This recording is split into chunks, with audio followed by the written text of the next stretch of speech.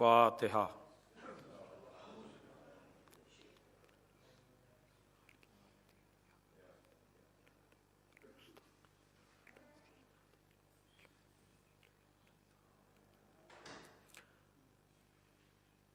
اعوذ باللہ من الشیطان اللعین الرجیم، بسم اللہ الرحمن الرحیم۔ الحمد للہ الذی ہدانا لہذا وما کنا لنہتدی لولا ان ہدانا اللہ، لقد جاءت رسل ربنا بالحق، الصلاۃ والسلام علی النبی الامی العربی القرشی المکی المدنی البطحی الابتہی التہامی الدافع جیشات الاباطیل والدامغ صولات الازالیل، مولن الحق بالحق ابی القاسم محمد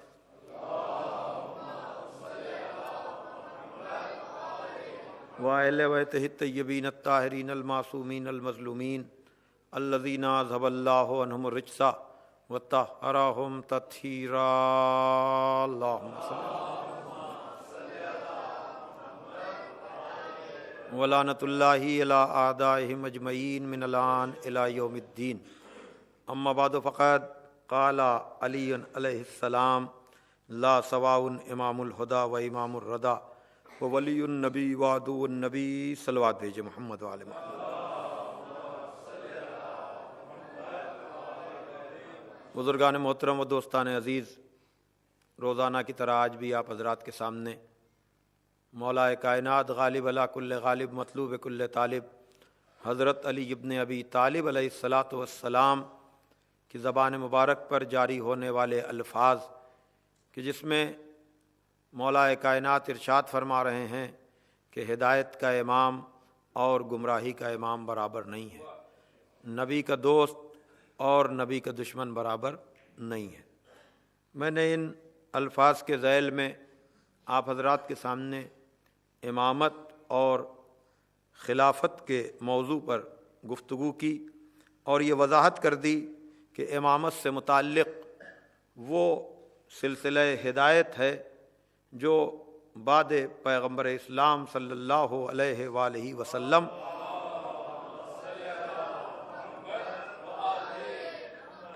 مخلوق کی ہدایت کے لیے جاری اور ساری رہا، اور خلافت سے مراد وہ سلسلہ ہے کہ جو پیغمبر کے حکم کے خلاف نظریہ ضرورت کے تحت سقیفہ میں جس کی بنیاد پڑی، اور اس نے ہر دور میں اسلام کو بدنام کرنے کی کوششیں کی، اور اس کا سارا معاملہ اس لیے تھا کہ کسی بھی طرح سے حکومت ہمیں مل جائے۔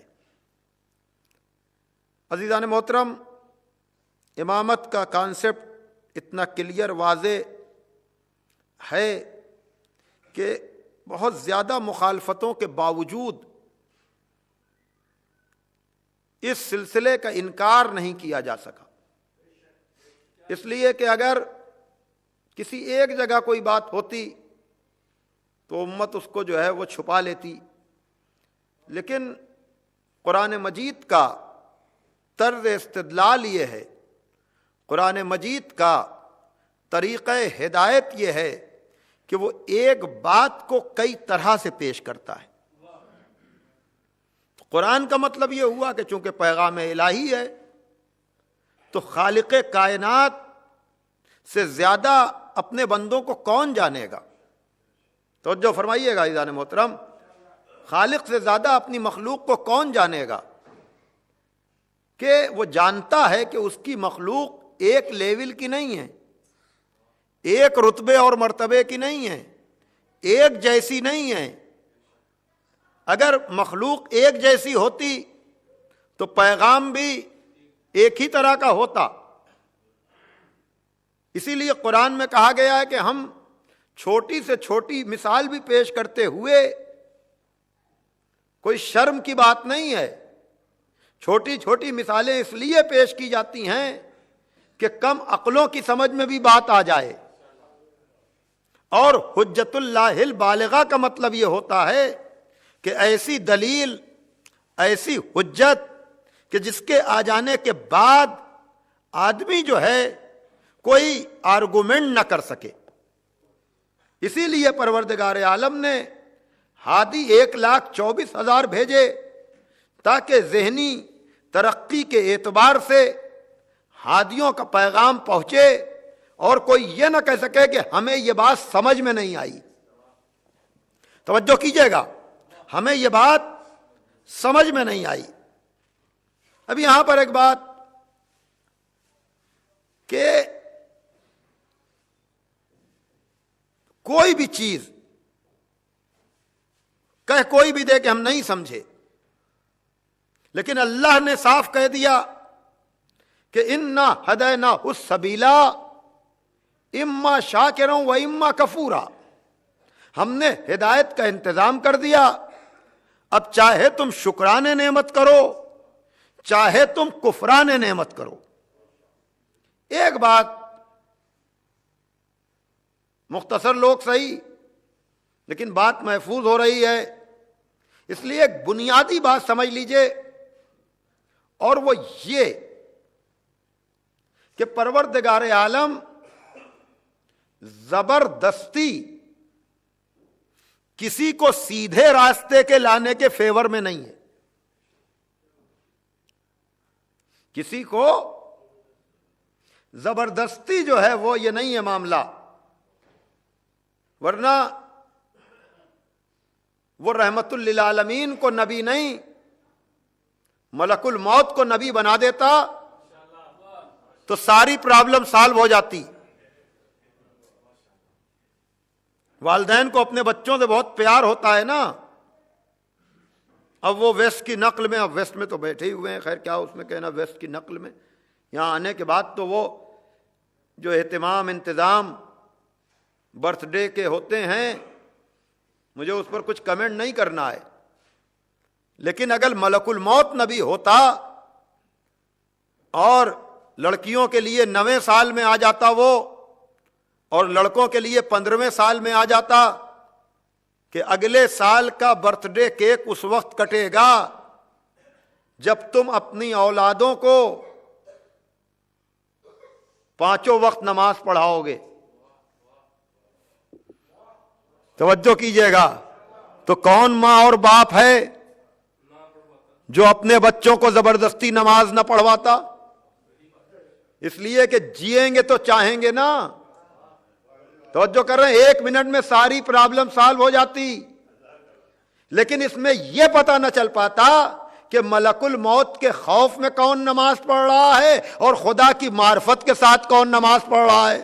اس لیے اس نے ملک الموت کو نبی نہیں بنایا، رحمت للعالمین کو نبی بنایا. صلوات بھیجے محمد والے محمد پر.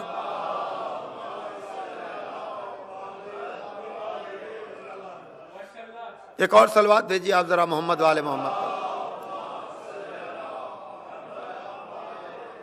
اور اس کے لیے میں ایک اور مثال آپ کو دوں گا، اور وہ یہ کہ دیکھیے بچوں کو دباؤ میں لا کر جب عبادت کرائی جاتی ہے تو جب دباؤ ہٹتا ہے تو وہ سلسلہ عبادت بھی ختم ہو جاتا ہے. لیکن جب معرفت کے ساتھ عبادت کرائی جاتی ہے تو جیسے جیسے سن بڑھتا ہے روح عبادت میں اضافہ ہوتا چلا جاتا ہے. یہ درس ہمیں ملا جناب ابراہیم سے، حالانکہ میں نے اس کو مینشن کیا تھا، لیکن آج میں ظاہر سی بات ہے کہ دیکھیے پھر وہی بات میں بات نکلتی، میں کیا کروں کہ قرآن کی ایک ہی آیت مختلف موضوعات لیے ہوتی ہے.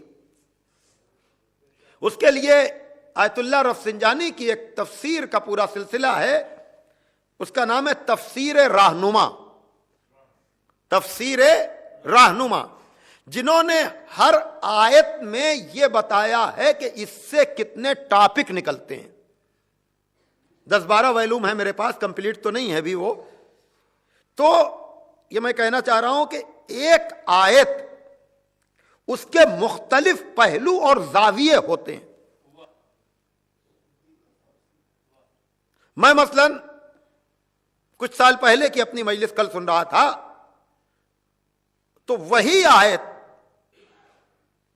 دوبارہ پڑھی تو استدلال کسی اور دلیل کے لیے تھا.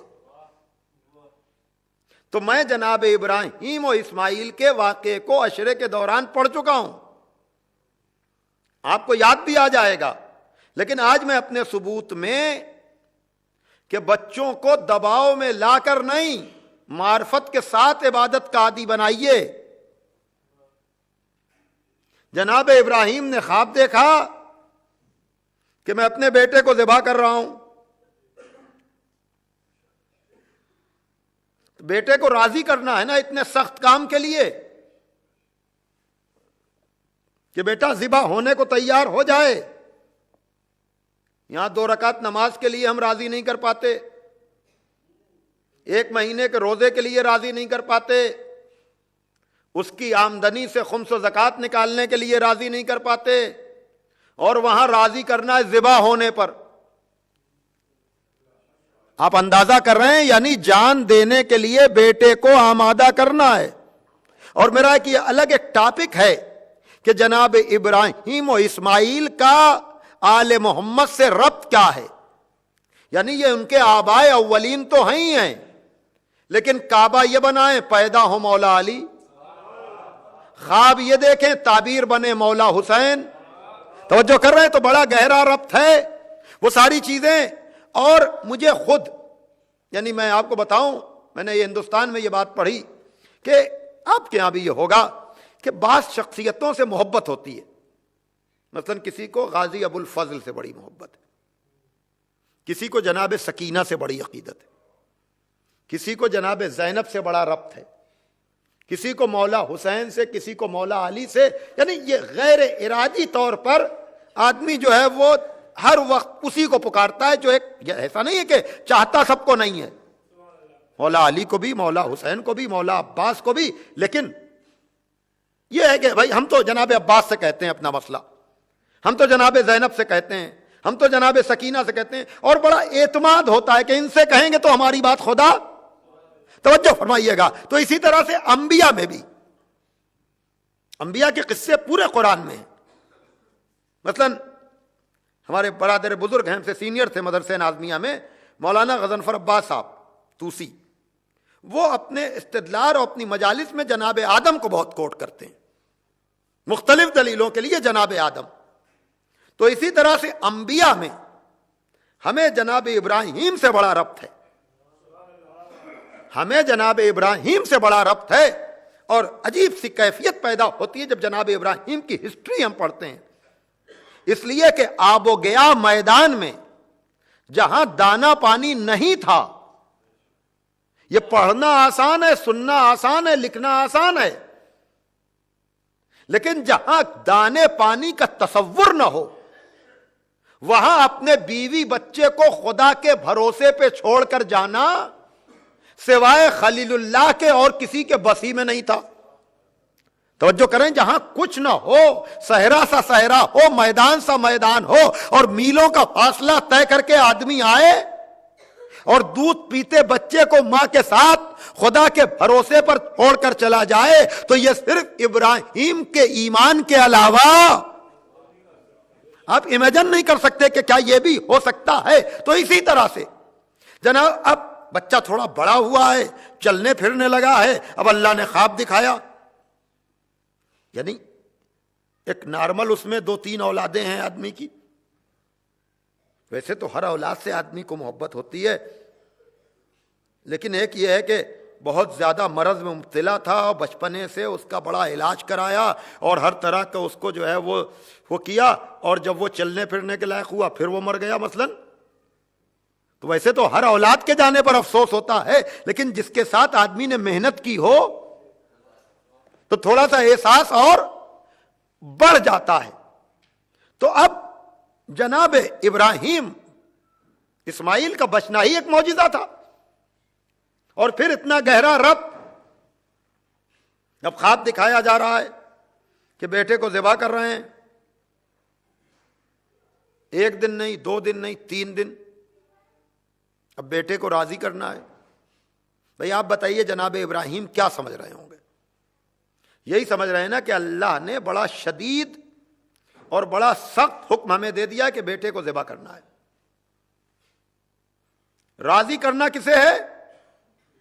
بیٹے کو.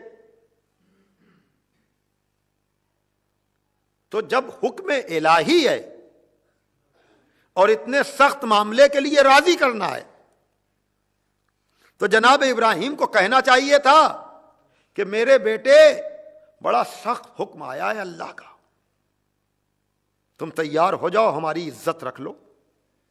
دیکھو انکار نہ کرنا ورنہ اللہ کی بارگاہ میں میری بڑی بے عزتی ہو جائے گی. اب تک ہم نے اپنی پوزیشن اس کی بارگاہ میں بنا کے رکھی ہے، پلیز تیار ہو جانا. دیکھو میری اس التجا کو رد نہ کرنا. بھائی اسی طرح تو مرنے پہ راضی کرے گا آدمی اپنے بیٹے کو. لیکن جناب ابراہیم کیا کہہ رہے ہیں؟ قرآن کی آیت ہے کہ یا بنیا انی ارا فی المنام انی اذبحک، میرے لال میں خواب دیکھ رہا ہوں کہ میں تمہیں ذبح کر رہا ہوں، یہ بتلاؤ کہ تمہاری رائے کیا ہے. بھائی توجہ کیجئے گا، نہ حکم الہی کا کوئی ذکر، بھائی توجہ کیجئے گا، نہ کوئی حکم شدید کا کوئی ذکر. بھائی کہیں لفظ میں آیا کہ اللہ ہمیں حکم دے رہا ہے میرے لال میں خواب دیکھ رہا ہوں کہ میں تمہیں ذبح کر رہا ہوں، بتاؤ تمہاری رائے کیا ہے. میں کہوں گا یا نبی اللہ آپ تو سمجھ رہے ہیں یہ اللہ کا حکم ہے اور کئی دن سے آپ کو حکم دیا جا رہا ہے، تو بیٹے سے اتنے ہلکے الفاظ میں بات نہ کیجئے. آپ کہیں گے خواب دیکھ رہا ہوں تو بیٹا کہے گا بابا خواب ہی تو ہے. توجہ کیجئے گا، خواب پر آپ کیوں اتنا پریشان ہو رہے ہیں؟ بہت سے لوگ خواب دیکھا کرتے ہیں. بھائی توجہ کیجئے گا، کہا نہیں، اگر میں حکم شدید کے ساتھ اپنے بیٹے کو راضی کروں گا تو میری عظمت کا تو پتا چلے گا کہ مجھ کو خدا پر کتنا بھروسہ ہے، لیکن اسماعیل کی معرفت کیا ہے، اسماعیل کا ایمان کیا ہے، اس کا اندازہ نہ لگ پائے گا. کہا میں کہوں گا خواب، لیکن یہ میرا بیٹا اسماعیل ہے، یہ خود سمجھ جائے گا کہ نبی کا خواب خواب نہیں ہوتا ہے بلکہ حکم پروردگار ہوتا ہے. اور وہی ہوا، انہوں نے لفظوں پر زور نہیں دیا بلکہ یہ کہا خواب دیکھ رہا ہوں. لیکن اسماعیل نے کہا ابا تفعل ما تؤمر، بابا آپ اس پر عمل کیجئے جس کا حکم دیا جا رہا ہے. اب آپ نے دیکھا جب معرفت دلائی جاتی ہے تو بیٹا ایسا ہوتا ہے کہ خواب کو خواب نہیں، خواب کو حکم پروردگار سمجھتا ہے. تو اسی طرح سے ہم اپنی اولادوں کو دباؤ کے بجائے اگر معرفت کے راستے پر لگائیں تو دباؤ ہٹنے کے بعد بھی عبادت میں اضافہ ہوگا، عبادت میں کمی نہیں ہوگی. صلوات بھیجئے محمد و آل محمد پر. ایک اور صلوات پڑھ دیں آپ ذرا محمد و آل محمد. تو بنیادی بات یہی عزیزان محترم، اور معرفت آتی ہے علم سے. علم ہے تو معرفت ہے، ورنہ اگر آپ نے علم کے بغیر عبادت کا عادی بنایا، معرفت کے بغیر عبادت کا عادی بنایا، تو جیسے ہی دباؤ ہٹے گا، ماحول بدلے گا، آدمی بدل جائے گا. بس ان مجلسوں کو آپ غنیمت جانیے، اس ماحول سے اپنے بچوں کو نکلنے نہ دیجیے. صلوات پڑھ دیں محمد و آل محمد پر.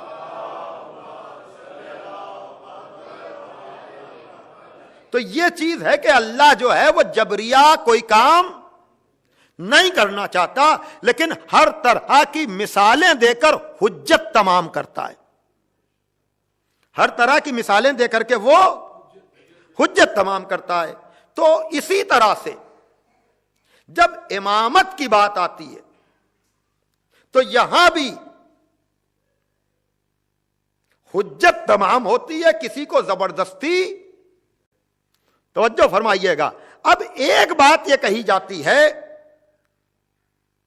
خلافت کے اسکول کا ایک پروپیگنڈا وہ سن لیجئے آپ. اور وہ یہ کہ اگر نبی نے کلیئر کٹ 2-2 کے انداز میں امامت کو منوایا ہوتا تو سب نے مان لیا ہوتا. یعنی یہ بات، اس کا مطلب یہ کہ گویا کہ ایک تو ہے ہی نہیں، اور ہے بھی تو بہت زیادہ نبی نے کلیئر نہیں کیا. سنیے جواب اس کا، کلیئر نہیں کیا. بھائی دیکھیے، امامت کو کلیئر نہیں کیا اس لیے لوگوں نے نہیں مانا. توحید کو تو کلیئر کیا ہوگا. ارے توجہ فرمائیے گا بھائی، توحید کے معاملے میں تو پیغمبر نے کسی بخل سے معاذ اللہ کام نہ لیا ہوگا، کسی کمی کا احساس تو نہیں ہوگا اللہ کا پیغام پہنچانے میں. بتائیے آپ مجھے، نبی نے کوئی کمی تو نہیں کی ہوگی نا خدا کو پہچانوانے اور منوانے میں. طے ہے نا یہ بات؟ اب آپ بتائیے، خدا کو ایک ماننے والوں کی تعداد زیادہ ہے، توجہ کیجئے، یا نہ ماننے والوں کی تعداد زیادہ ہے؟ تو کیا زیادہ نہ ماننے والوں کی تعداد کی وجہ سے امت یہ تسلیم کرے گی کہ اگر نبی نے کلیئر کٹ اللہ کو ایک منوایا ہوتا تو آج پوری دنیا ایک اللہ کو مان رہی ہوتی؟ تو سب گھبرا کر یہی کہیں گے نبی نے پہنچانے میں کوئی کمی نہیں کی. ماننے والوں کی کمی ہے کہ انہوں نے اللہ کو نہ مانا. تو جو پیمانہ اللہ کے لیے سمجھ میں آ جاتا ہے کہ نبی کے پہنچانے میں کمی نہیں ہے. توجہ کیجئے گا، ماننے والوں میں کمی ہے تو وہی بات امامت کے لیے سمجھ میں کیوں نہیں آتی کہ نبی کے پہنچانے میں کمی نہیں ہے، ماننے والوں کی کمی ہے. صلوات بھیجئے محمد وآل محمد پر.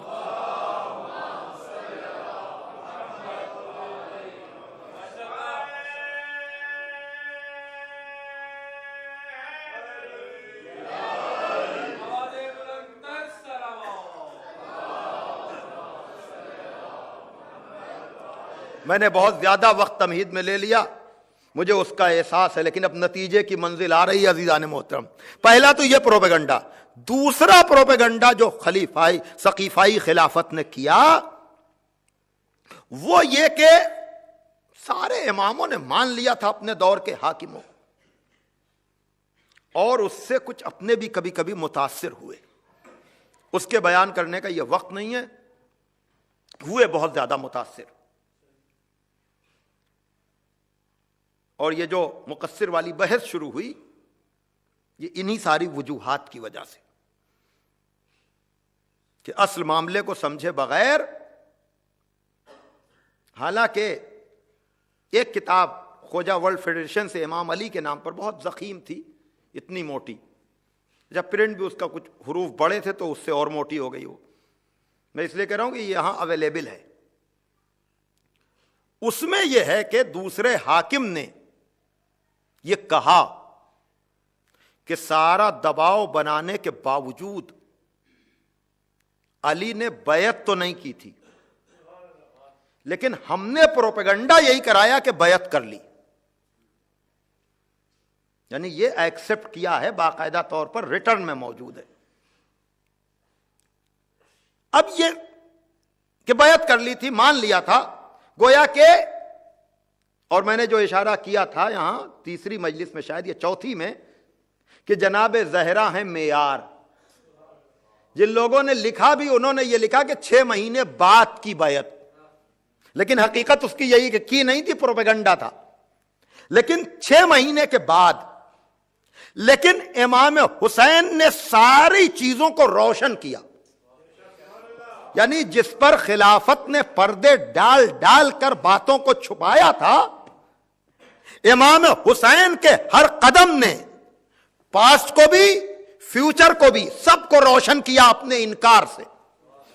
توجہ کیجئے گا، اور وہاں ایک ایک لفظ ایسا ہے. کیا کہا مولا حسین نے؟ کہ مجھ جیسا،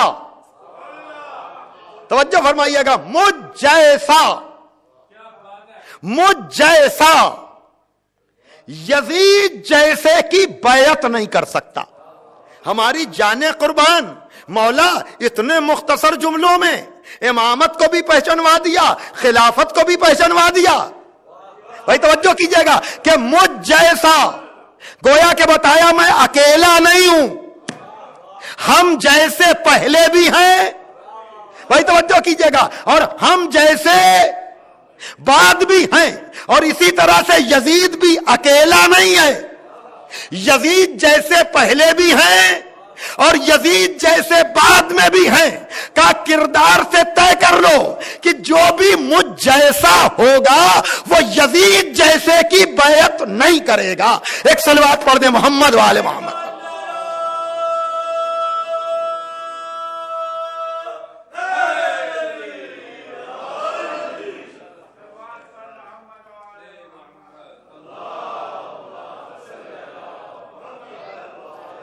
بس عزیزان محترم، میں اپنے موضوع کو سمیٹنے جا رہا ہوں. چند جملے ہیں بس، اور میں یہ نہیں کہوں گا کہ میں کوئی نئی انفارمیشن آپ کو دے رہا ہوں. میں نے پورے اشرے میں کہا کہ میں نے کوئی نئی بات نہیں پڑھی، اس لیے کہ نئی بات میں کنٹروورسی شروع ہو جاتی ہے، میسج پہنچ نہیں پاتا. وہ جب آشنائی ہو جائے، ایک دوسرے سے واقف ہو جائیں، تب ذرا پھر وہ والی باتیں. لیکن ابھی تو بالکل وہ باتیں کہ جس کے لیے کوئی ثبوت ڈھونڈنا ہی نہ پڑے، سب کہیں کہ بھئی یہ تو ہے ہی ہے. توجہ کیجئے گا، سب کہیں کہ یہ تو ہے ہی ہے. اور پھر جب بھرے مجمع میں بات ہو، اپنے اور غیر سب ہوں، سب لوگ سن رہے ہوں، تو بات ایسی ہو جو سب قبول کریں.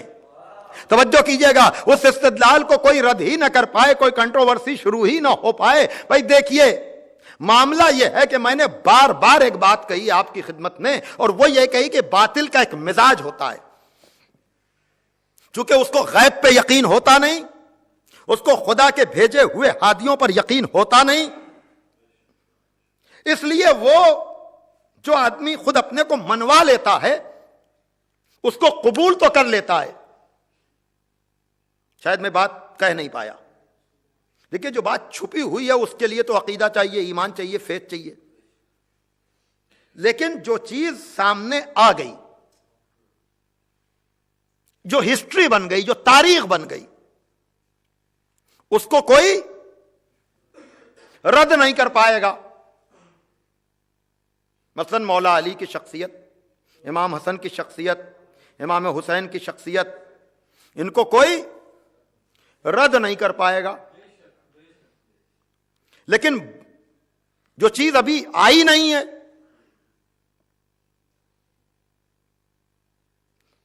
اس لیے اس پر یقینی نہیں ہوتا. تو بہت سی چیزیں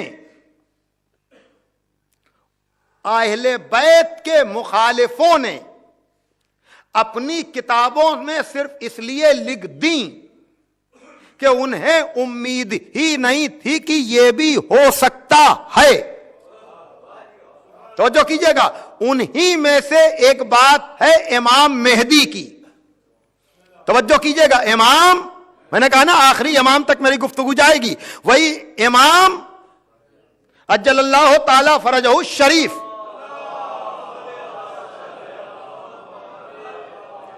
تو ایک بات تو سنیے ہسٹوریکل، تاریخی. جاتے ہیں لوگ عمرے کے لیے، بھائی 11 کو تو دنیا نے دیکھا، ان کی ہسٹری ہے، ان کی تاریخ ہے. کل میں نے پڑھا تھا کہ 255 ہجری میں ولادت ہوئی ہے 12ویں امام کی، 260 ہجری میں ہے غیبت صغرا. ہم کہتے ہیں کہ پیدا ہوئے، دنیا کہتی ہے کہ آئیں گے. لیکن یہ حجت اللہ البالغہ کہ آج بھی جب آپ مسجد النبی میں جائیں گے تو قبلے کے اپوزٹ سائیڈ میں، جب آپ بالکل ادھر، حالانکہ کم لوگوں کو میں نے جاتے آتے ہوئے دیکھا ہے، وہاں جائیں گے تو آپ کے 12 اماموں کے نام، آپ کے 12 اماموں کے نام اتنے بڑے سرکل میں آج بھی مسجد النبی میں لکھے ہوئے ہیں. بھائی توجہ کیجئے گا، تو امام حسن عسکری تک تو آپ کہہ سکتے ہیں کہ بھائی 35-40 سال کی زندگی پائی، تاریخ کا حصہ بنے، اس لیے ان کا نام وہاں ہے۔ بھائی نام اور بھی ہیں لیکن مجھے اوروں سے کوئی مطلب نہیں، مجھے تو 12 سے مطلب ہے۔ سوال یہ ہے کہ وہ امام مہدی جو دنیا کے سامنے صرف اور صرف 5 سال، وہ بھی تھوڑے تھوڑے وقفے سے نظر آئے، اگر کتابوں میں تھا نہیں تو یہ نام وہاں لکھا کیوں ہے؟ ایک صلوات پڑھ دے محمد و آل محمد پر۔ جائیے گا عمرہ کرنے تو جا کر دیکھیے گا، خود میں نے اپنی آنکھوں سے دیکھا ہے، بڑے بڑے سرکل پر 12 کے نام لکھے ہوئے ہیں، اور ترکی کے آثار قدیمہ، یعنی ترکی کے دور میں جو مکے اور مدینے میں عمارتیں بنی تھیں، خدا کا شکر ہے کہ اب تک وہ باقی ہیں۔ ان کی ویڈیوگرافی، مکے کی بھی، اگر وقت ہوتا تو میں مکے کی بھی کچھ لکھی ہوئی باتوں کو پیش کرتا۔ یہ موقع نہیں ہے کہ خانہ کعبہ کے ارد گرد کون نام کس کس طرح سے لکھے ہوئے ہیں، وہ پھر کبھی انشاءاللہ وہ پوری ہسٹری ہو جائے گی۔ لیکن 12ویں کا نام مسجد النبی میں بھی، اور ابھی دیوبند ہے ہندوستان میں، وہاں سے ایک کتاب نکلی، امام مہدی شخصیت و حقیقت۔ توجہ کیجئے گا، امام مہدی شخصیت و حقیقت۔ شروع میں امام کے نام سے اتنی نفرت کہ کوئی امام نہیں، اور اب پوری دنیا میں، اگر وقت ہوتا تو میں ایک ایک چیز آپ کو سناتا اور بتاتا۔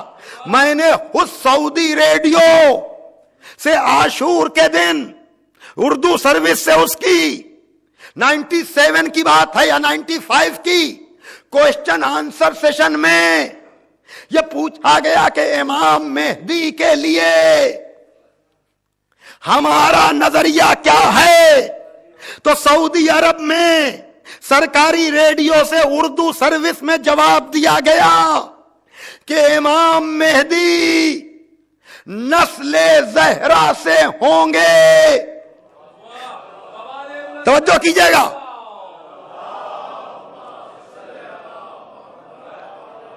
اور جس کتاب کا میں نے نام لیا اس میں کا 11-12 صحیح حدیثیں امام مہدی کے لیے موجود ہیں، جن کا انکار ممکن ہی نہیں ہے۔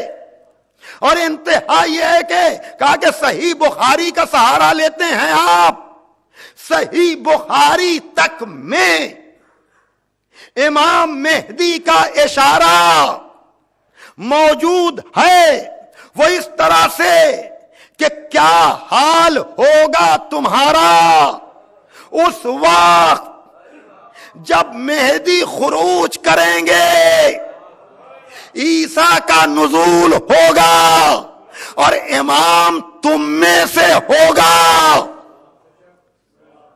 توجہ فرمائیے گا، اور اسی صحیح بخاری کی حدیث کو لے کر آیت اللہ العظمی وحید خراسانی نے توضیح المسائل کے مقدمے میں یہ لکھا کہ بھائی آپ نے لکھا کہ جب امام مہدی آئیں گے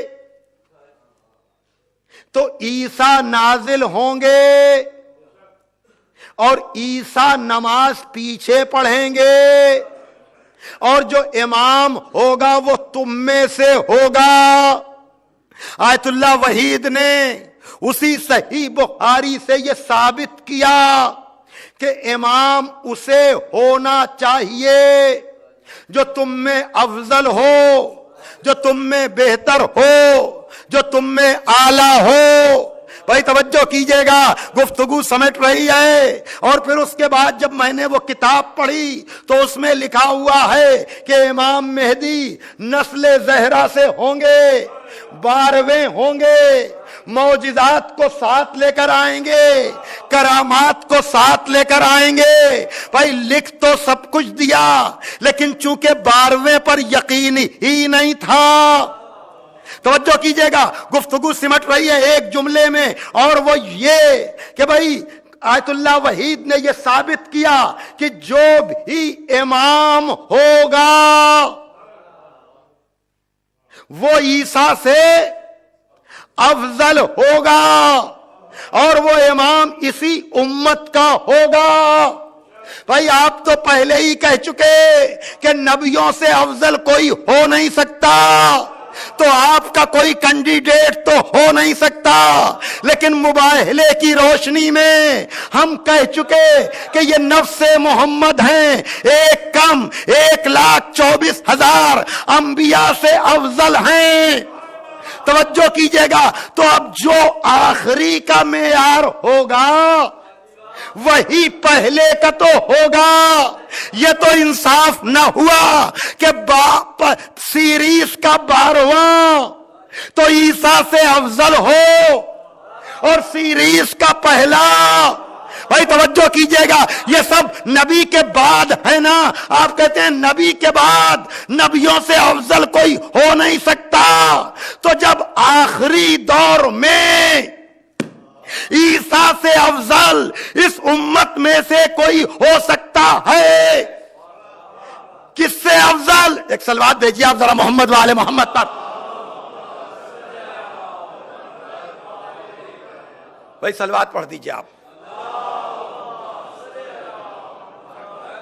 सुनना दोस्तों, दलील अजीब है, और वो ये कि सबसे बड़ा एतराज ये होता है कि 12वां मान तो लें लेकिन पैदाइश न मानेंगे। इसलिए कि अगर पैदाइश मानेंगे तो इतनी एज,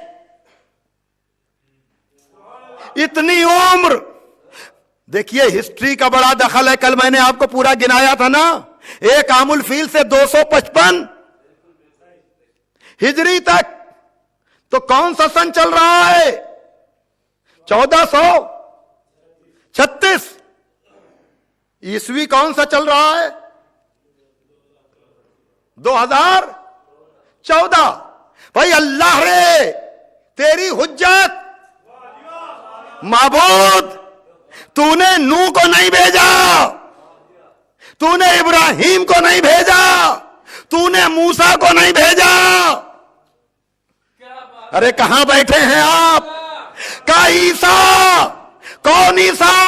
जिनकी हयात पर ईसाइयों को यकीन हो या ना हो, लेकिन मुसलमानों का अकीदा कि ईसा जिंदा, अल्लाह ने माबूद ऐसे मनवाता है इमामत को।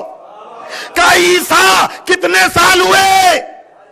अरे मैं क्या कह रहा हूं, तवज्जो फरमाइएगा। 2014, कितने अफसोस की बात है जो 2014 साल का हो वो तो जिंदा रह सकता है, और जो 1400 कुछ साल का हो वो जिंदा नहीं रह सकता। कितना दोहरा मेयार है खिलाफत के स्कूल का। इससे ज्यादा इमामत दुश्मनी क्या होगी कि हयात ईसा मान ली, हयात मेहदी समझ में नहीं आती। सलवात भेजिए मोहम्मद वाले मोहम्मद पर।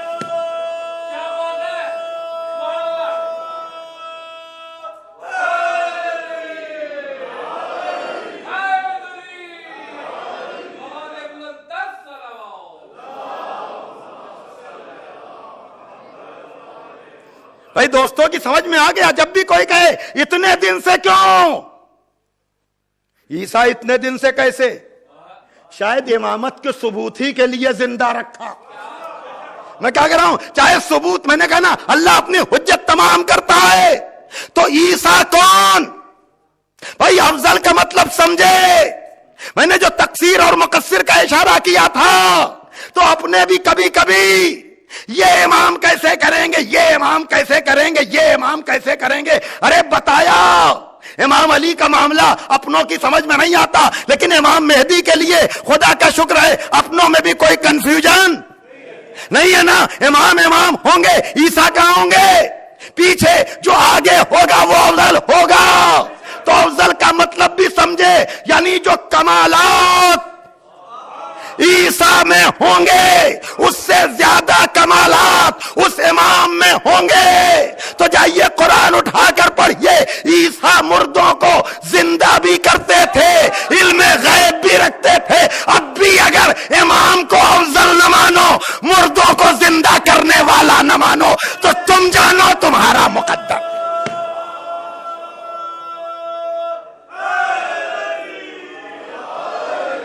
सलवात भेजे मोहम्मद वाले मोहम्मद पर।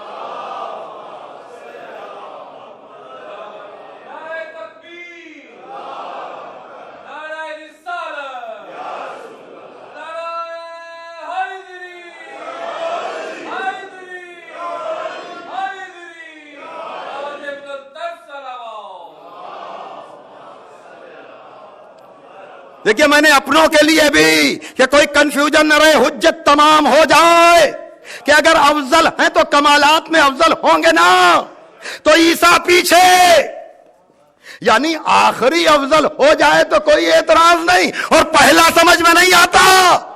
तवज्जो कर रहे हैं, तो पहला भी वही स्टेटस हो गया ना। अजीजान मोहतरम, अब ईसा का मर्तबा क्या?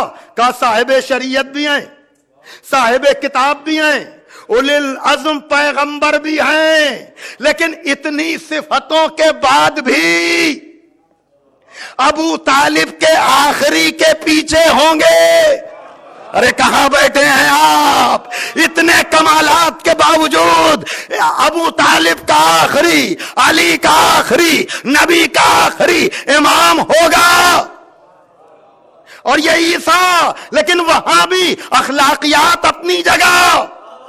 का ईसा आएंगे चौथे आसमान से, ये आएंगे पर्दे गैब से, लेकिन जहरा का बेटा कहेगा तकद्दम यब्ना जहरा, तकद्दम यब्ना मरियम, तकद्दम, बढ़िए मरियम के बेटे आगे बढ़िए, बढ़िए मरियम के बेटे आगे बढ़िए। ये कहेंगे हद अदब, आपका ये मकाम है। यानी इतने रुतबों के बावजूद ईसा पीछे होंगे, इमाम मेहदी आगे होंगे। तो जब इतने कमालात के बावजूद अली का आखिरी ईसा के पीछे नमाज नहीं पढ़ सकता, तो उस आखिरी का पहला अली किसी ऐसे वैसे के पीछे नमाज कैसे पढ़ लेगा, उसकी बैअत कैसे कर लेगा? सलवात।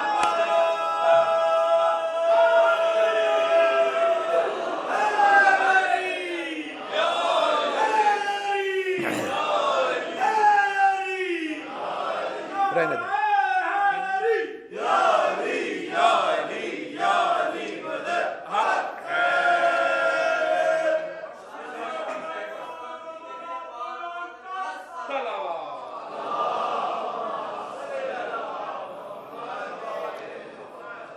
खुदा का शुक्र है, मैंने वो सिलसिले गुफ्तगू जो मसाइब हुसैन से शुरू किया था, क्योंकि साल का आगाज अल्लामा तालिब जौहरी साहब मेरे शेखुल इजाज़ा भी हैं, यानी तहरीरी तौर पर नक़ल रवायत की इजाज़त है उनकी मेरे पास, इसलिए मैं उनकी तासी में मजालिस का आगाज़ मसाइब से। तो बहरहाल, और मसाइब में भी बड़ा गहरा रब्त है इमाम ज़माना। हम चूँकि हमारे लिए पूरा माहौल बनाना पड़ता है, लेकिन फिर भी गुनाह के बावजूद रोने वालों पर कैफियत तारी होती है, मातम करने वालों पर कैफियत तारी होती है। मैं जो कहना चाह रहा हूं शायद कह ले जाऊं, यानी सारे उयूब, कमियों, नक्स के बावजूद गुनहगार अज़ादारों पर भी एक कैफियत तारी होती है कि वो अपने को शरीके गमे ज़हरा कर लेते हैं। तो जब इतने नक्स के बावजूद गुनहगार अज़ादारों पर कैफियत तारी होती है, तो जो ईसा जैसे नबी का इमाम हो, मैं जो कहना चाह रहा हूं शायद कह ले जाऊं, और जो मौजूद हो, खुद उसके ऊपर क्या कैफियत तारी होती होगी। میرے پاس نام یاد نہیں ہے، لیکن جن کے سنا ہے ان کا نام میں بتا رہا ہوں، مولانا عروج الحسن صاحب. انہوں نے اپنے والد کے حوالے سے نجف کی بات یہ بتائی، اور میں نے بھی دوران مجلس یہ بات پڑھی ہے آیت اللہ وحید کے حوالے سے دوسرے رخ سے. میں نے بار بار آیت اللہ وحید خراسانی کا نام لیا ہے، پھر آج میں کہوں گا یوٹیوب پر ان کی تقریروں کو آپ دیکھیں تاکہ پتہ چلے کہ علوم قرآن و حدیث جس کے سینے میں معجزن ہوتا ہے وہ ہوتا کیا ہے. میں پوری ذمہ داری سے کہہ رہا ہوں، مراجع کے خلاف باتیں کرنا اور ہے، لیکن واقعاً کبھی کبھی فاصلے ہم جیسے لوگوں کی وجہ سے بھی بڑھ جاتے ہیں، نادانی کی وجہ سے. تو ان کو سنیں آپ. آج ماحول ایسا ہے کہ آپ عراق ایران جائے بغیر بھی یوٹیوب پر ان کی باتوں کو سن اور سمجھ سکتے ہیں. تو بہرحال ان کی تقریروں کو آپ سنیں گے. تو میں نے کیا کہا تھا کہ انہوں نے کہا کہ امام رضا کی ایک سانس کے برابر بھی نہیں ہے شیخ طوسی سے لے کر آج تک کے علماء. ظاہر سی بات ہے کہ ان کے غلام ہیں. تو میں نے کہا تھا کہ انہوں نے کہا کہ ہم کیا گریہ کریں گے، ہم کیا روئیں گے. امام رضا جب روتے تھے تو ان کی آنکھیں زخمی ہو جاتی تھیں. تو مولانا عروج الحسن صاحب جو اس وقت امریکہ میں شکاگو میں اس سال وہ اشرا پڑھ رہے ہیں، گزشتہ سال تک سکینہ ٹرسٹ میں پڑھتے تھے وہ. یعنی میں حوالے اس لیے دے رہا ہوں کہ اگر کسی کو واقعاً تحقیق کا ذوق و شوق ہو تو وہ یہ ریفرنس دیکھے اور جا کر کے جو میں کہنا چاہ رہا ہوں اس تک پہنچے. اور وہ یہ کہ شاید آیت اللہ حکیم یا اسی لیول کا کوئی مرجع تقلید تھا، اس سے کسی نے پوچھا کہ کیا واقعاً امام زمانہ خون کے آنسو روتے ہیں؟ یعنی یہ سوال کیا. تو مجلس ہو رہی تھی، انہوں نے اپنے آنکھوں پر رومال کو لگایا اور اس پوچھنے والے کے سامنے رکھ دیا، تو واقعاً اس رومال میں خون تھا. یعنی کہنے کا مقصد یہ ہے کہ جب علماء کا یہ عالم ہے صرف علم کی بنیاد پر یا ان کی نسل میں ہونے کی وجہ سے، اصل شرافت علم کی ہوتی ہے، نسل میں ہونا بھی ایک شرافت ہے، لیکن جو علوم قرآن و حدیث، علوم اہل بیت کا حامل ہوتا ہے اس کے اوپر واقعاً ایک کیفیت طاری ہوتی ہے. ہم جیسے گنہگاروں کی بات نہیں، میں ان بزرگوں کی بات کر رہا ہوں جو واقعاً متقی اور پرہیزگار ہیں. لیکن ائمہ کے مقابلے میں نے کہا نا، ان کا تقویٰ ایک سانس کے برابر بھی نہیں ہے.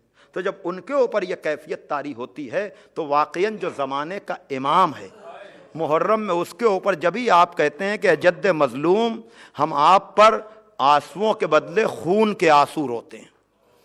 زیارت ناہیہ کے الفاظ آپ کو مل جائیں گے. تو ہم تو کچھ کہہ ہی نہیں سکتے ہیں، اس لیے کہ جس نے دیکھا ہو یا جس کے سامنے دنیا حاضر و ناظر ہو، آسان نہیں ہے عباس کے بازو کا قلم ہونا، آسان نہیں ہے علی اکبر کے گلے سے برچھی کا نکلتا ہوا دیکھنا. اور میں ایک جملہ اور کہہ دوں کہ یاد رکھیے گا، ایسا نہیں ہے کربلا میں ساری معصوم ہستیاں موجود تھیں. میں کچھ کہنے جا رہا ہوں پھر ریکارڈ ہو جائے. ساری معصوم ہستیاں موجود تھیں. نبی نے بھی پیشکش کی ہوگی، میرے بچے مدد کی ضرورت تو نہیں ہے. مولا علی نے بھی پیشکش کی ہوگی. سن لیجیے جملہ، میں نے کہا نا جناب ابراہیم سے مجھے بڑا گہرا ربط ہے.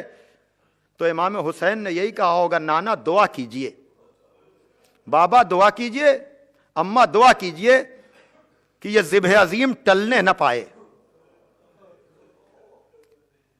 میں ذبح عظیم بننے والا ہوں تو میرے علاوہ اور کوئی ذبح عظیم، اس لیے کہ اس ذبح عظیم بننے کے لیے وہ خواب کی منزل تھی جب بیٹے کی گردن پہ چری رکھی.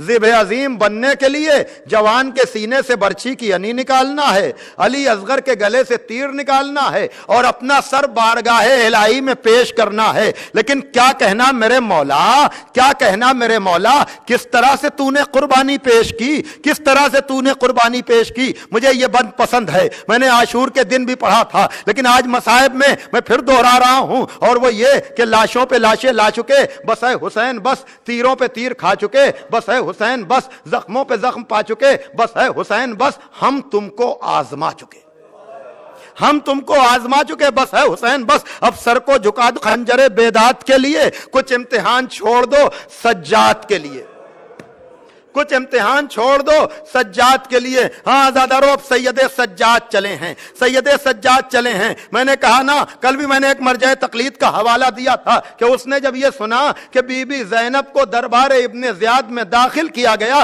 तो उसने कहा बस रोने के लिए अब इतना ही काफी है कि अली की बेटी और दरबार, अली की बेटी और दरबार। हाँ आज़ादारों, कूफे के कुछ और चीजें हैं, लेकिन उसमें एक फरमाइश का जुमला मुझे कहना है, पूरी तफसील तो मैं ना पढ़ पाऊंगा, लेकिन बहरहाल जब ये काफिला कूफे पहुंचा है तो आपको पता है ना सफीर हुसैन की शहादत कहां हुई थी, सफीर हुसैन की शहादत कहां हुई थी, कूफे में हुई थी ना। तो नौहों का इशारा ये है, सच्चे भाई ने पढ़ा है कि ज़ौजाए मुस्लिम ने ये फुगा है मेरे दोनों लाल कहां। अगर ये नौहा आपके जहन में आ रहा हो तो आपको पता है ना, जब ये काफिला दाखिल हुआ है तो जनाब मुस्लिम का सर कूफे के दरवाजे पर लटका हुआ था, और जैसे ही यह काफिला दाखिल हुआ है जनाब मुस्लिम और सैयदे सज्जाद में सलाम और जवाब सलाम हुआ है। इधर से सलाम किया गया, उधर से जवाब दिया गया कि एक मर्तबा जनाब ज़ैनब ने कहा मेरे लाल सज्जाद, ये किससे हम कलाम हो, ये किसके सलाम का जवाब दे रहे हो। तो चौथे इमाम ने कहा फूफी अम्मा, चचा मुस्लिम, चचा मुस्लिम। इधर जनाब मुस्लिम का नाम आया कि बेवए मुस्लिम ने पुकार कर कहा मेरे वाली,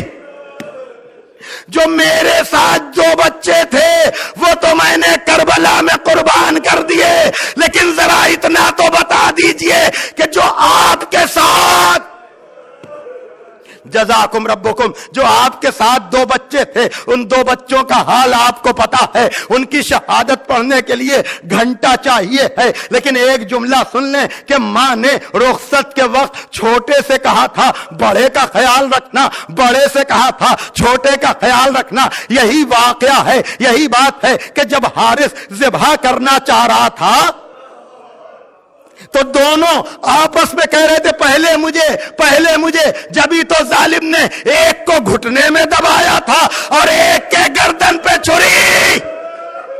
जज़ाकुम रब्बुकुम। हाँ, इससे ज्यादा मैं ये अल्फाज नहीं कह सकता हूं, लेकिन अब असले मुसीबत पर आइए, मजलिस तमाम होने जा रही है। हाँ आज़ादारों, मैंने कहा ना सबसे बड़ी कयामत यह है, सबसे बड़ी मुसीबत यह है कि दरबार और अली की बेटियां, दरबार और अली की बेटियां। हाँ आज़ादारों, पता नहीं 2 मिनट लगेंगे या 3 मिनट लगेंगे, इससे ज्यादा नहीं, लेकिन सबसे सख्त मुसीबत यह है, मैं जरा सा मसाइब में एहसास पैदा करना चाहता हूं।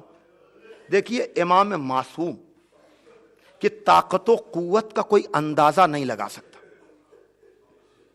यह बात आप समझ लीजिए।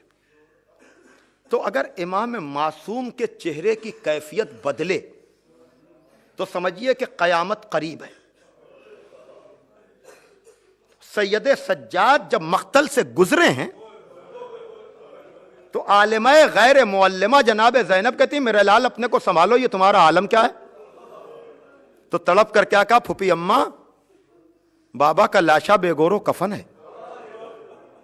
अब ये एक बेटा ही समझ सकता है कि बाप के लाशे को बेगोरो कफन छोड़कर जाना, और फिर सज्जाद जैसा इमाम। एक जुमला और सुन लें कि याद रखिएगा कि रिश्तों का पासो लिहाज रखा कीजिए, और शराफत का पैमाना मैं बताऊं, जिसमें ऐब जितने कम होंगे वो रिश्तों का उतना ही ख्याल रखेगा।